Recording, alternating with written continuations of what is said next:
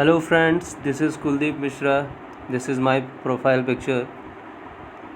And if you so today we are going to discuss another topic of our first chapter, as we have already discussed about some topic related to this chapter.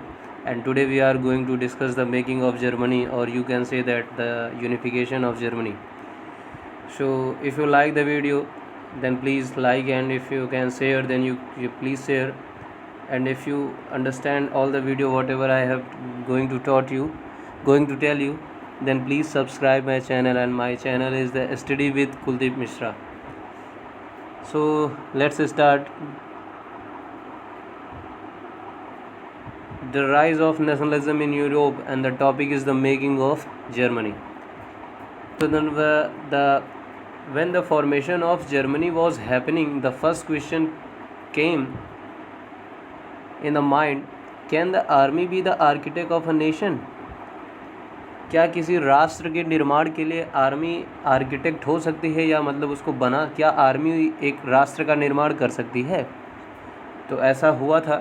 Germany के unification में army का बहुत ही बड़ा role रहा था। उसके बारे में हम लोग आगे अभी डिस्कस करेंगे इसी चैप्टर में। तो after 1848 nationalism in Europe moved away from its association with democracy and revolution.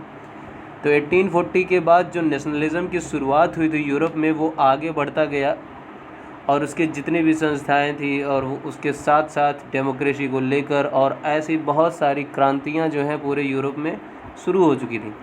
अब जैसा कि हमने पहले ही देखा था, as you have seen, nationalist feeling war wide spread among middle class Germans. तो जो नेशनलिस्ट की जो फीलिंग थी वो मिडिल क्लास जर्मन में पहले से ही फैल चुकी थी। तो who in 1848 tried to unite the different region of the German Confederation into a nation state governed by an elected parliament। उन्होंने 1848 में ही एक बार ट्राई किया था कि वो डिफरेंट रीजन के जितने जर्मन कन्फेडरेशन हैं उनको एक यूनाइट करके एक इलेक्टेड पार्लियामेंट का फॉर्मेशन करने के बारे में वो सोच रहे थे, एक नेशन स्टेट के बारे में सोच रहे थे कि into a nation state govern by the elected parliament. तो ये सारी चीज़ें वो पहले ही ट्राई कर चुके थे 1848 में। लेकिन क्या होता था, this liberal initiative to the nation building was, liberal के बारे में मैं पहले ही बता चुका हूँ आपको कि लिबरल वो लोग होते हैं मतलब कि जो फ्री रहना पसंद करते हैं, जो स्वतंत्रता चाहते थे। तो जो भी स्वतंत्रता की शुरुआत करते थे, मतलब लिबरलिज़म की जो शुरुआत करते थे, इनिशिएट करते थे जो कोई भी, तो however repressed by the combined force of monarchy military supported by the large land owners. तो कैसे भी करके उनके रिवॉल्यूशन को या उनके इनिशिएटिव्स को क्या किया जाता था, रिप्रेस्ड कर दिया जाता था, दबा दिया जाता था कंबाइंड फोर्सेस के थ्रू, जो कि मोनार्की की होती थी या तो मिलिट्री होती थी।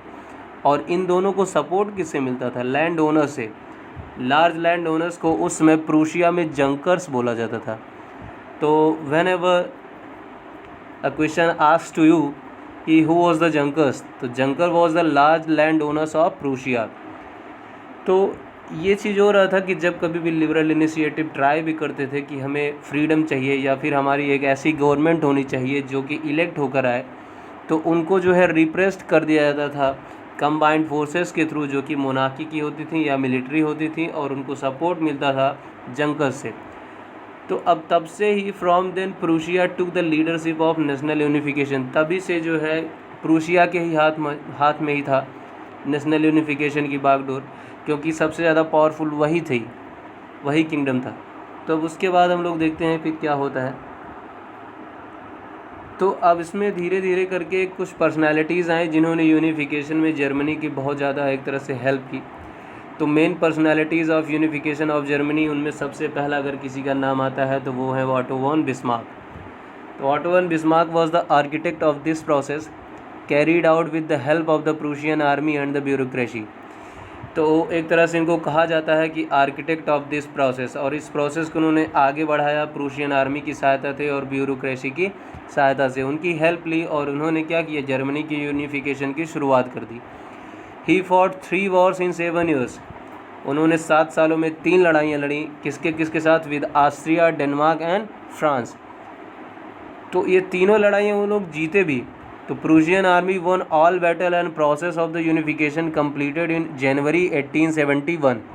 तो प्रूशियन आर्मी ने सारी बैटल जीते और एक तरह से जो प्रोसेस था यूनिफिकेशन का वो कंप्लीट हो गया। कब? जनवरी 1871 में।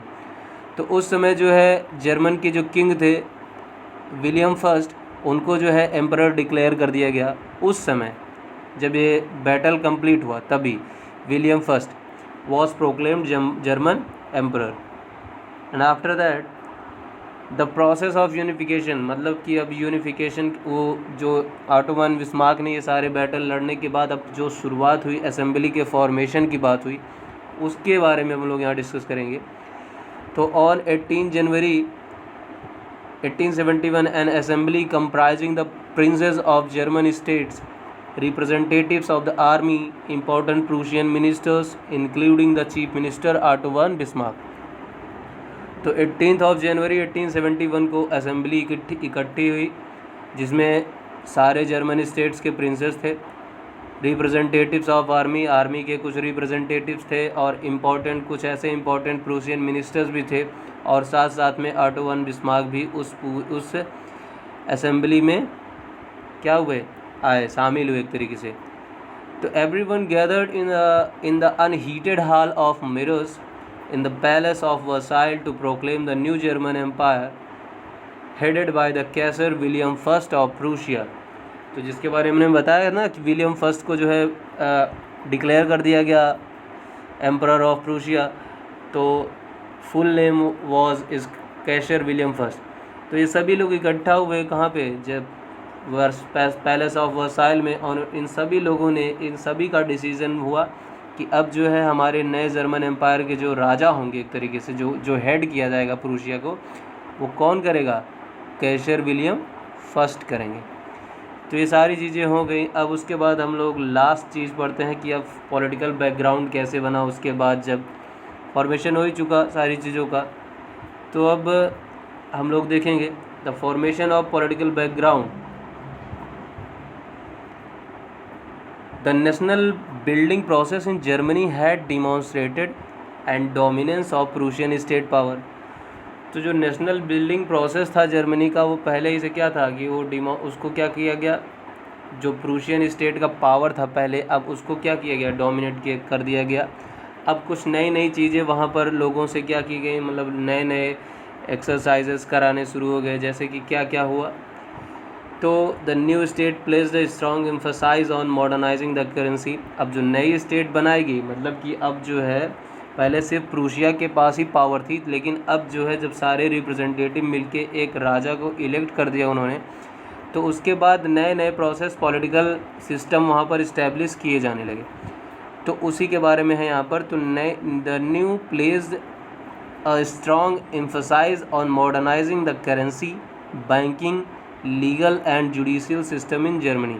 उसके बाद नए नए जो रूल्स और रेगुलेशन को एम्फसाइज़ करना शुरू किया गया, जैसे कि उसमें थी करेंसी को मॉडर्नाइज़ करना, बैंकिंग सिस्टम को और अच्छा करना, लीगल अथॉरिटीज़ वहाँ पर लेकर आना, और जुडिशियल सिस्टम जो जर्मनी में था उसको और अच्छा बनाना। तो ये सारी चीज़ें जर्मनी में होने लगी और इस तरह से जर्मनी का यूनिफिकेशन 18 जनवरी 1871 को हो गया। So I hope you all have enjoyed the video, and if you like the video then please like and please subscribe my channel Study with Kuldeep Mishra. So that's it. Jai Hind. Have a good day.